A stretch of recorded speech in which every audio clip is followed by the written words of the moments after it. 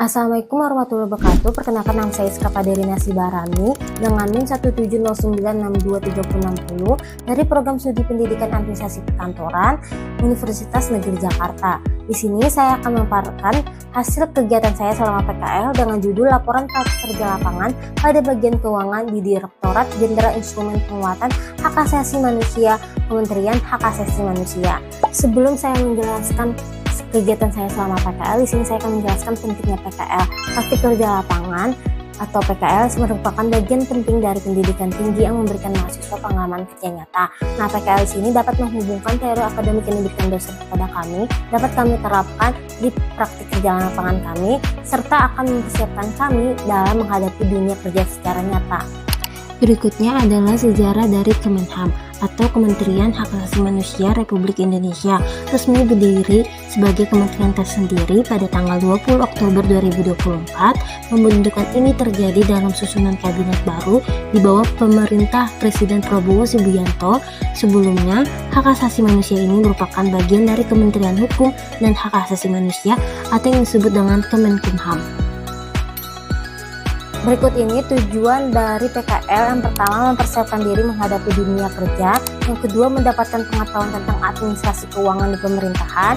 Yang ketiga, melatih keterampilan komunikasi dan manajemen waktu. Nah, selanjutnya mengenai lingkup pekerjaan. Pertama, pencatatan pembayaran pajak. Menurut Usin dan Santi, penginputan data adalah proses pemasukan, pencatatan, dan mengolah data ke dalam sistem untuk menghasilkan informasi yang bermanfaat. Perhatikan, bertugas di sini melakukan pencatatan pembayaran pajak berupa tanggal transaksi, kode billing NTPN, NTB, dan nominal pajak. Yang kedua, penyusunan surat pertanggungjawaban. Menurut Furqan dan Prasojo tahun 2021, administrasi yang baik mendukung transparansi dan akuntabilitas yang merupakan dasar kepercayaan terhadap pengelolaan negara. Nah, di sini perhatikan mempelajari langkah-langkah menyusun SPJ mulai dari dokumen pendukung hingga bukti transaksi. Penyusunan ini memastikan pengguna dapat dipertanggungjawabkan dengan jelas dan transparan. Nah, selanjutnya di sini tuh ada lembar verifikasi dokumen pertanggungjawaban yang ditaruh pada bagian pertama yang berisikan kelengkapan data-data, yaitu meliputi realisasi anggaran, surat tanggung jawab mutlak, nota dinas usulan kegiatan, RAB dan TOR, surat perintah perjalanan dinas atau disebut SPD, rincian biaya perjalanan dinas, daftar pengeluaran real, tiket dan boarding pass, bukti penginapan atau kwitansi hotel, surat pernyataan tidak menginap di hotel, jika ada, kwitansi pembayaran, laporan perjalanan dinas, serta dokumentasi kegiatan. Selanjutnya, penerimaan dan penyimpanan SPJ. Pengirim SPJ diwajibkan mencatat data di buku ekspedisi.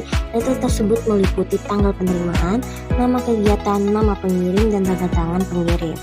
Penyimpanan dilakukan berdasarkan direktorat dan dilakukan kemudian melakukan klarifikasi lebih lanjut, contohnya seperti P1 menggunakan tahap pertama dan LS digunakan mekanisme berdasarkan bulan. Selanjutnya, melampirkan SP2D, SPM, SPP. SP2D merupakan dokumen yang diterbitkan oleh Kantor Pelayanan Pembendaharaan Negara atau yang disebut dengan KPPN sebagai dasar pencairan dana dari kas negara kepada pihak yang berhak menerima pembayaran. Sedangkan SPP adalah dokumen yang dibuat oleh pejabat berwenang pada satuan kerja untuk mengajukan permintaan pembayaran atas suatu kegiatan atau pengeluaran. Selanjutnya di sini ada SPM, adalah dokumen yang diterbitkan oleh pejabat penandatanganan SPM sebagai tindak lanjut dari SPP yang telah diperiksa dan dinyatakan lengkap. Selanjutnya, kegiatan pembuatan notula rapat. Menurut Hidayat, rapat adalah sebagai sarana koordinasi antar bagian untuk membahas berbagai permasalahan, menyampaikan informasi, serta mengambil keputusan dalam pelaksanaan tugas. Nah, dalam notula ini semua akan dicatat dalam satu dan sistematis. Berikut ini juga ada tahapan yang dilakukan dalam pembuatan notula rapat. Oleh perhatikan, yang pertama, mencatat seluruh poin penting selama rapat berlangsung termasuk identitas rapat seperti waktu, tempat, serta dan topik pembahasan serta pengambilan keputusan.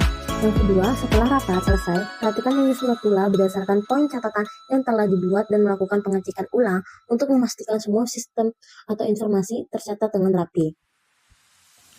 Nomor 3, selanjutnya draft notula diserahkan kepada mentor untuk diperiksa dan mendapatkan persetujuan sebelum diberikan kepada pimpinan rapat.